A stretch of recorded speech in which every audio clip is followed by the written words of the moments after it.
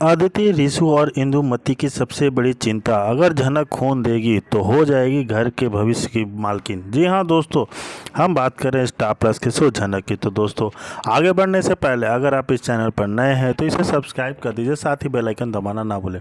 Video अच्छा लगे तो इसे लाइक ज़रूर कीजिएगा। चलिए आगे बढ़ते हैं दोस्तों। अदिति की गहरी चिंता। कहानी की शुरुआत अदिति के भीतर उठे उस घबराहट से होती है कि एक दिन झनक ऋषि से अपनी पत्नी होने का हक और पत्नी के रूप में हक मांग सकती है। ऋषि तुरंत उसे आश्वस्त करता है कि यह विवाह उसे मजबूरी में करना पड़ा था और उसका कोई भी वास्तविक संबंध नहीं है। अदिति सवाल करती है कि अगर ऐसा ही है तो झनक अभी तक उनके बीच क्यों बनी हुई है। परिवार के बुजुर्ग इंदुमती को झनक द्वारा दादा भाई को खून देने की बात स्वीकार नहीं होती।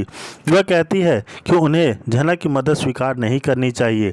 तनुश्री और अभिमन्यु झनक की मदद की ज़रूरत और उसकी करीबी पर जोर देकर उसे खून से बदला लेने की बात देने की बात कहते हैं, जिससे झनक को घर से बाहर किया जा सके।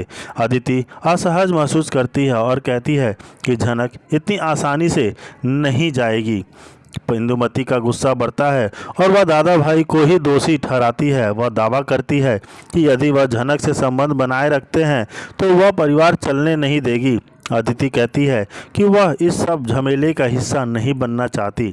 इस बीच अदिति टूट टूट कर कहती है कि उसे फिर से आत्महत्या के विचार आ रहे हैं। तनुश्री उसे सांत्वना देती है, लेकिन अदिति सिमुल बोनी की घटना के बारे में पूछती है जिसने ऋषि को झनक से विवाह करने के लिए मजबूर किया था। तब डॉक्टर आते हैं और बताते हैं कि दादा भाई होश में आने लगे हैं और उनकी हालत स्थिर हो रही है, लेकिन यह सब संभव हुआ है झनक के खून की वजह से। और डॉक्टर परिवार के आभार घोषित करते हैं बड़ी दृढ़ता से, लेकिन मुख्य आभार झनक को जाने देना निश्चित करते हैं। उसी समय झनक पुतुल के साथ आती है और डॉक्टर उसकी जमकर तारीफ करता है, जिस पर अदिति खट्टे अंदाज में कहती है कि ठीक वही हुआ जो झनक चाहती थी, पहचान मिल गई। जी हाँ दोस्तों, ऋषि झनक को अपमानित करते हुए नौकरी की तरह निकालने की बात करते हैं। तो सिर्फ खून देने के कारण यहाँ नहीं रुक सकती। अनिरुद्ध बीच में आता है और सवाल करता है कि कैसे वे इस लड़की को निकाल सकते हैं जिसने दादा भाई की जान बचाई, लेकिन ऋषि अपनी ही लाइन पर कायम रहता है।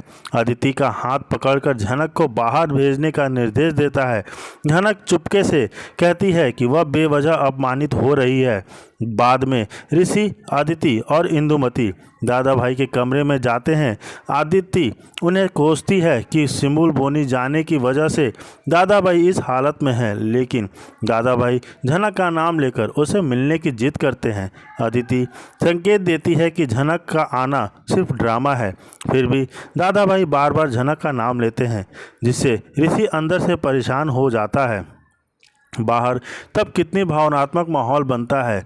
तनुश्री याद दिलाती है कि ऋषि केवल मजबूरी में शादी के बंधन में बंधा था और वह झनक छोड़कर अदिति के साथ शादी करेगा। झनक शांति से कहती है कि जब दादा भाई ठीक हो जाएंगे और घर वापस लौटेंगे तभी वह गांव लौट जाएगी। अभिमन्यु नाखुश होकर कहता है कि अगर झनक नहीं मानेगी तो उसे पुलिस को बुलवा दें। झनक हैरान होती है और सवाल करती है कि ऐसी हालत में यह धमकी कैसे दी जा सकती है।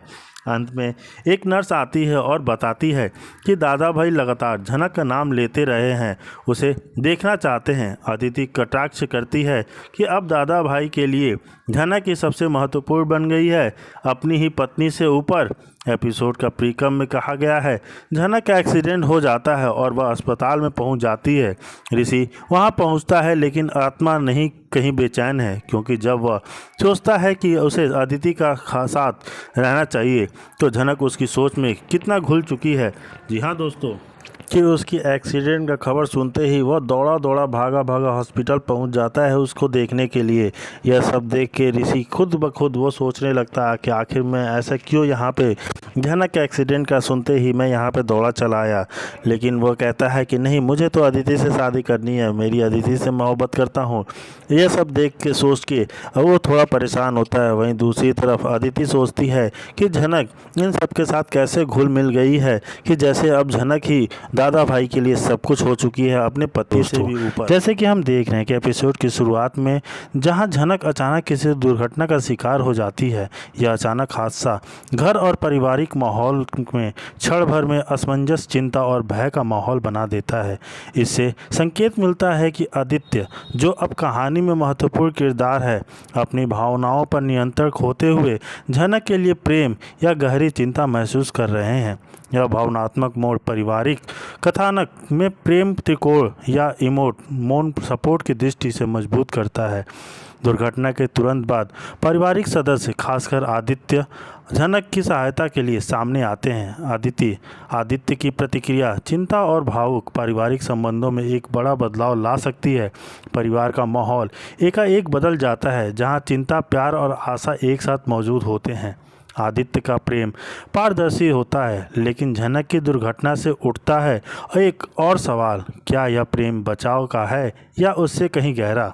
आदित्य द्वारा देखभाल और झनक की अस्वस्थता से यह रिश्ता एक नए स्तर पर पहुंच जाता है, जहां पारिवारिक भावनाएं, प्यार और जिम्मेदारी मिलकर एक नया प्रसंग रचते हैं। वहीं दूसरी तरफ दुर्घटना के प्रभाव से अगले एपिसोड में आदित्य झनक के रिश्ते में गहराई आ सकती है। आदित्य या अन्य सदस्य, विशेषकर जो झनक से जलते आए हैं, उनकी प्रतिक्रिया और जैविक प्रतिक्रिया कथा में नया तनाव मोड़ ला सकती है। झनक की हालत और आदित्य की भावनात्मक प्रतिक्रिया भविष्य की कथाकथ को मजबूत करेगी। दूसरी तरफ ऋषि की माँ उसे समझाती है कि बेटा, ब्लड देने से कुछ नहीं हो जाता, लेकिन आदित्य को ऐसा लगता है कि वह ब्लड देकर हक जता रही है। कल के पूरा हक जताएगी, हम कुछ नहीं कर पाएंगे, हाथ पर हाथ रखे रह जाएंगे। तभी अनिरुद्ध वहां आज समझने की कोशिश करता है और कहता है कि अदिति, ऐसा नहीं होता है बेटा, आप समझने की कोशिश कीजिए। इनकी जो है ज़बरदस्ती शादी कराई गई थी। लेकिन अदिति गुस्सा करती है कि आप अगर फूल को इतना ही प्यार करते हो तो उसको अपने घर पे ले जाकर रखिए, बेटी बना के रखिए। आप उसे क्यों बेटी बनाकर रखे हुए हैं? उल्टा लड़ना शुरू कर देती है। लेकिन अनिरुद्ध उसे अच्छी तरह समझाता है। फिर उसके बाद जो होता है, असर ने के दादा भाई से मिलने की योजना की वजह से उत्पन्न होती है। झनक को भय सताने लगता है कि अगर यह मुलाकात होती है तो ऋषि के बारे में एक अहम सच उजागर हो सकता है और इससे परिवार में संबंध और माहौल बिगड़ सकता है। झनक इस चिंता में है कि कहानी की शुरुआत झनक के असमंजस और चिंता से होती है। दादा भाई के प्रति पारिवारिक सम्मान और पराशर से सीधे मिलने की योजना के बीच झनक खुद को फंसा हुआ पाती है। उसे इस बात का डर है कि पारिवारिक रिश्तों के बीच से कोई राज, विशेषकर ऋषि से जुड़ा, बाहर आ सकता है और सब कुछ उथल पुथल हो सकता है। वहीं दूसरी तरफ पराशर शायद समझते हैं कि दादा भाई के साथ उनके रिश्ते में संवाद और स्पष्टता लानी जरूरी है, विशेष रूप से कोई पार्टी या समय पूर्ण निर्णय लेने के लिए। लेकिन झनक इस मुलाकात के समय हालात और समय को सही नहीं मानती। झनक का प्रयास होता है कि झनक कोशिश करती है कि पराशर को शांत करने